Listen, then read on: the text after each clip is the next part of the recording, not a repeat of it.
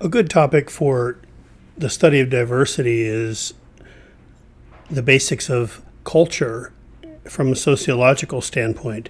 Culture really has a lot to do with much of the misperceptions and confusion that exists in societies today, particularly those that are blending different cultures into one society. And so it's just a good idea to take a few moments to look at some of the basic concepts of this so that we're all talking about the same thing. It's a very important factor in understanding social behavior, and essentially culture is considered to be the sum of knowledge, ideas, values, and material objects that are passed from generation to generation. Certain kinds of behaviors, patterns of behaviors, are established by the culture, and they're enforced by what we call norms, which are the shared expectations and rules that guide our behavior. Now, these norms oftentimes are explicit, at other times they're implicit and understood. And oftentimes when persons violate norms, it is because that perhaps that they haven't been made as explicit as they should have been. Now, there are different kinds of norms, and this list here really looks at them from in terms of gradation from the least serious to the most serious. So a folkway is sometimes referred to as customs, which really is the least serious of the norms, although they're this very pervasive, but they're very conventional rules of everyday life.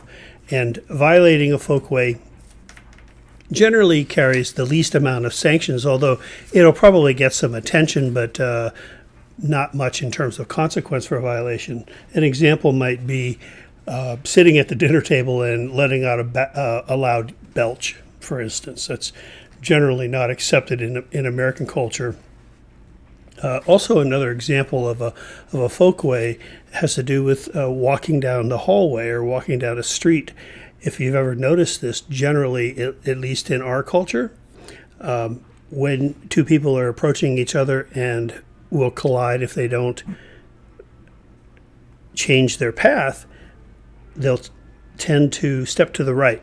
And that's something that if you want to see what happens when you violate a folkway, just step to the left sometimes when that comes to you, and you see what kind of things occur.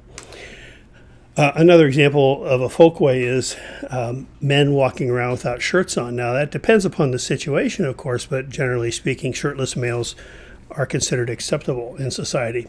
Shirtless females, however, are not, and shirtless females would really fall under the category of amore, which are much stronger norms that tend to reflect what we consider to be moral values in a society, and the penalty for violating those mores tends to be much heavier.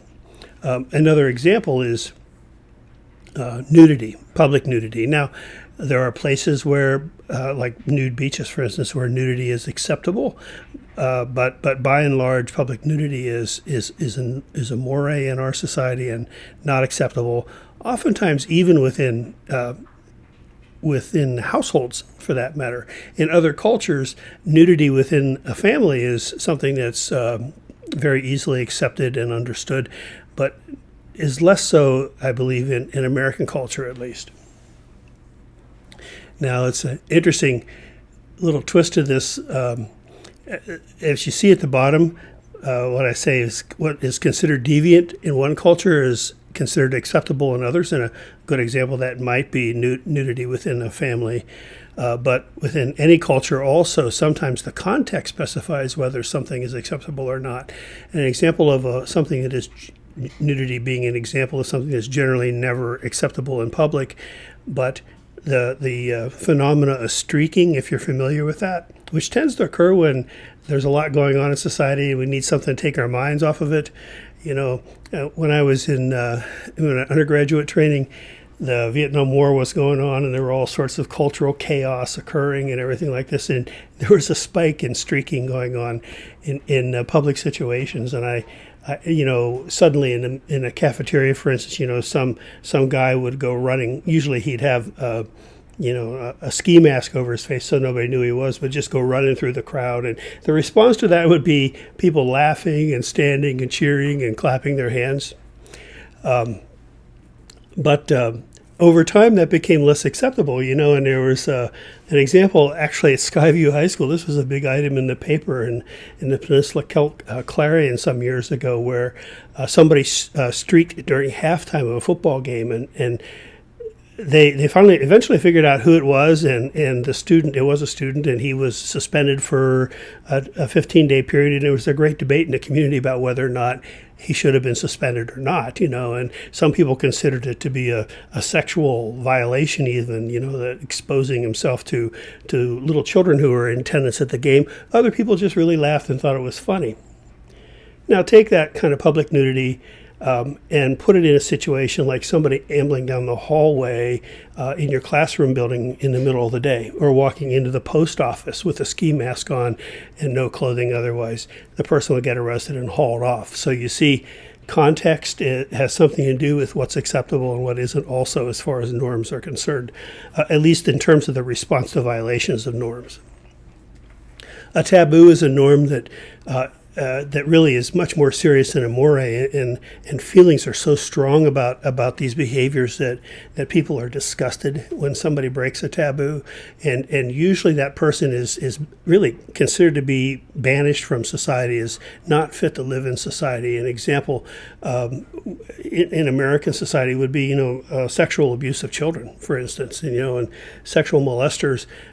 Many people in society would like to see them put into prison, just totally banished from society for life. It doesn't happen, but that is the response to that. Other examples of taboos might include incest or cannibalism.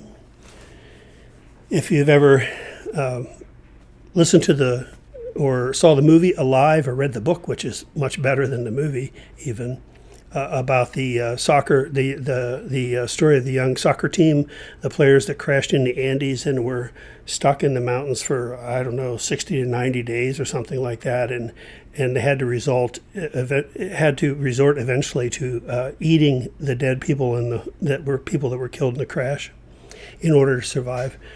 If you follow up that story, there are books written by some of the survivors about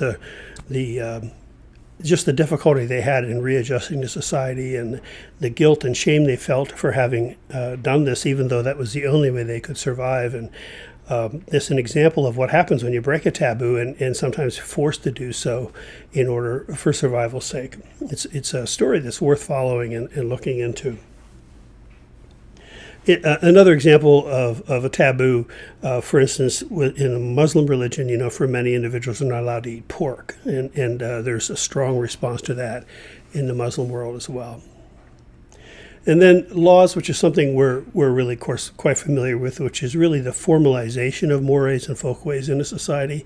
Things such as, driving while intoxicated, or breaking in and entering, and those kinds of things, where it's just there are limits placed upon behaviors in order to protect individuals from impulses of others.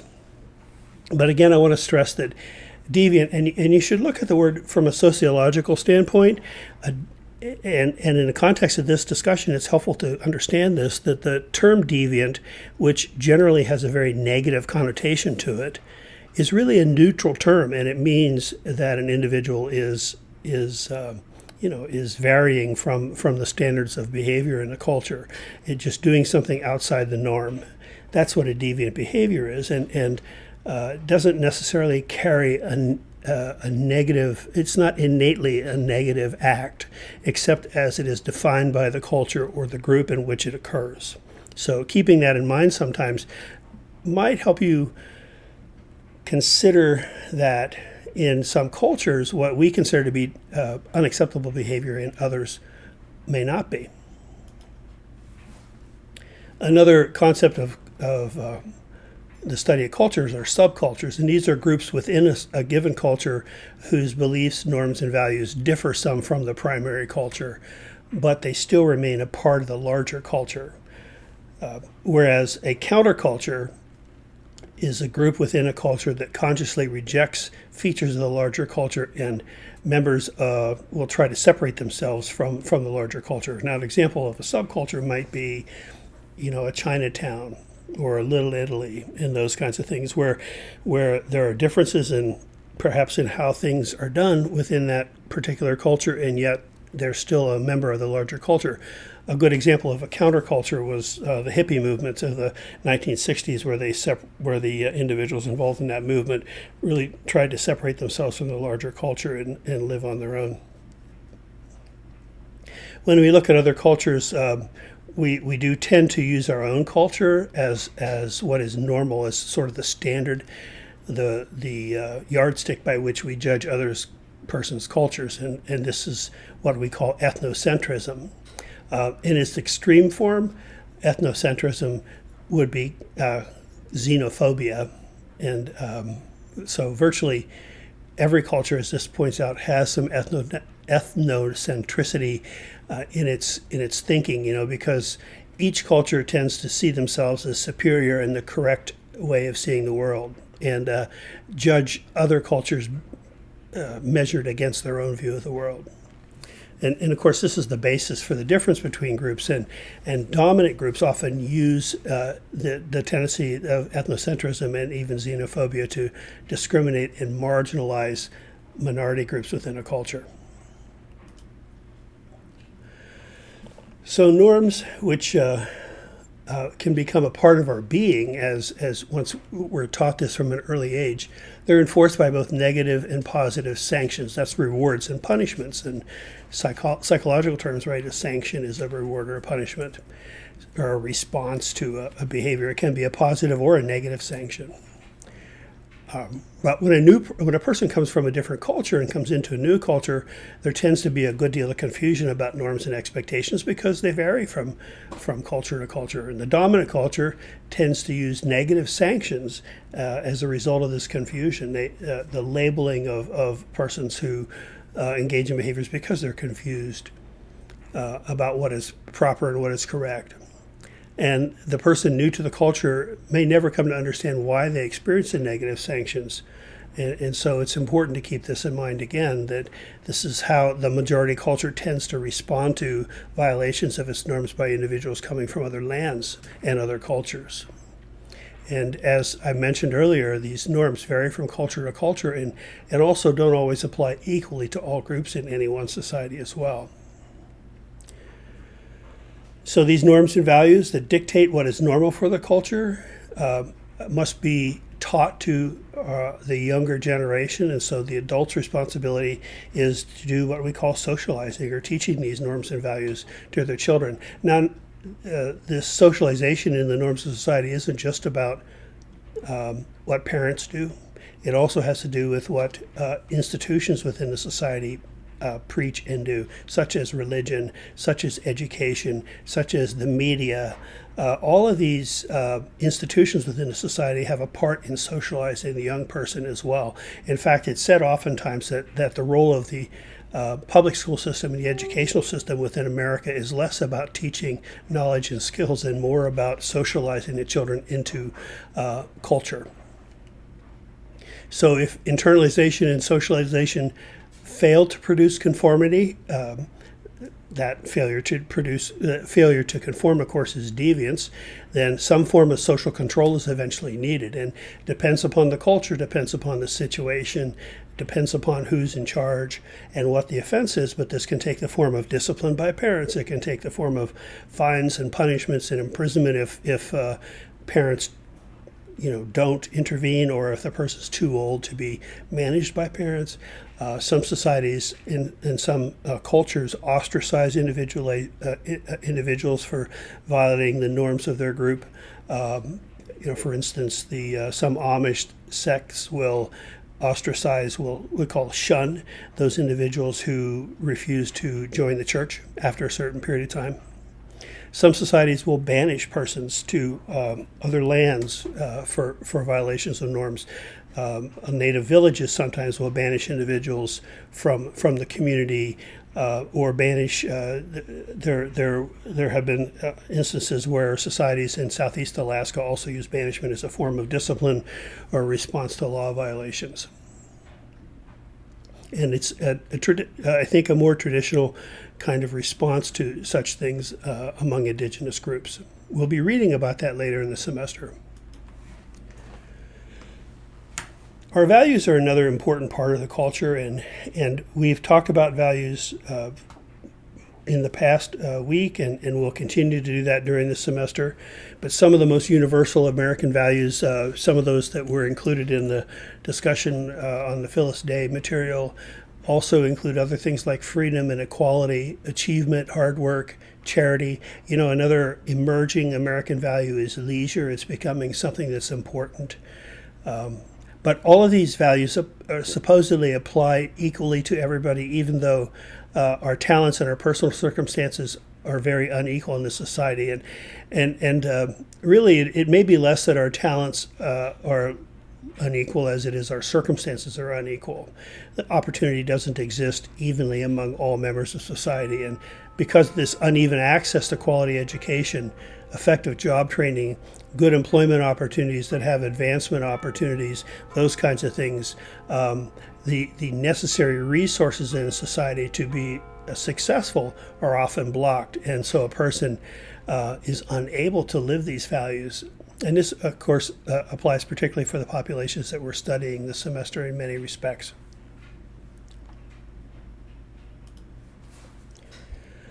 A very important part of any culture is its language. It's been said that if there isn't a word for something, that something doesn't exist. And so words are very important. And this is something that, they carry a significance to them that I think is becoming more and more apparent to Americans in recent years as well. Culture itself is primarily transmitted through the language. We teach our young, we socialize our young with the use of words and language and things. And so it can be, in many respects, as much a determinant of culture and therefore of reality as it is a part of the culture. Having hosted several exchange students from overseas over the years, one of the emphases of the exchange program that I hosted with, that was Youth for Understanding, was that the exchange student was to use their native language as little as possible during the course of the year. In order to encourage this, one of the things they did was to try to limit the amount of contact the student had with parents during the year, but that was less successful than and there are a lot of problems associated with that. But for instance, when we had gatherings where the exchange students would get together, there would almost always be a fairly large number of German students in the group, and there was always a rule that the Germans were supposed to speak English to each other, not German. And that wasn't because anybody was afraid that they were talking about other people, but because it was the feeling that in order to be immersed in the culture, the American language, which was the English language, was essential to that immersion. And that was the whole point of the exchange, was to have the student immersed in the culture during the course of the year. So that was an acknowledgement of the importance of language. Studies say that the language we speak predisposes us to interpret our world in very specific ways. And that the population, the use of a language by a population often reflects the unique experiences of the population. And this is one of the things that leads to the differences in our worldview. It's the old standard example in this particular area is the fact that apparently, at least, that in some of the Alaska Native languages, there are over 100 different terms used to refer to snow. Now, that may be an exaggeration. I don't know. Students in the class may be able to tell me differently, but that's an example of the fact that weather in the far north and in rural areas where there aren't roads and the kinds of things that others are used to living in urban environments, that weather is so much more important, that there are so many different ways to describe it, much more than there are in many other languages in the area. Within any culture, there's a difference between what are the theoretical norms and values of society and what is actually applied. And that's the difference between the ideal culture and the real culture. And This conflict between ideal culture and real culture is something that is the basis for a lot of discussion in the political and social conversations that are going on at this time in America, as we find many things challenged in just in the daily news, for that matter. Cultural change results from such phenomena as cultural borrowing, diffusion, and discovery. Discovery is a sudden recognition. There are elements that have always been there, but to put them together in different ways, and that's a discovery. Invention and history.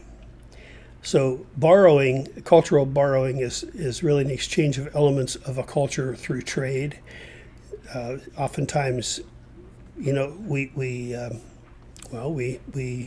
share culture, we spread our culture through the use of trade and exchange. And cultural diffusion is more to the sharing of aspects of cultures with others around the world. And the internet, for instance, is considered to be a very important agent of cultural diffusion, blurring many of the boundaries that have existed in societies.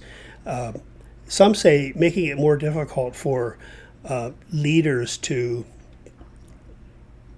create us against them philosophies, because with the use of internet, at least as long as the internet is free and available, we're able to reach around our leaders and reach around the politicians to communicate with persons from other cultures and learn for ourselves. There's some recognition of this, for instance, in China, where I know my Chinese exchange student contacted me recently and has really not been able to stay in close touch, partly because Facebook is outlawed in China and Google is also outlawed in China, and so it's much more difficult for him to be able to reach into other societies. And that tells you a little bit about the fact that their leaders recognize just how they're trying to keep control of their culture over there in ways that over time is, I think, not going to be possible. So we talked a little bit about ethnocentrism earlier, that we tend to see our own culture as superior, and this leads to strong feelings of nationalism.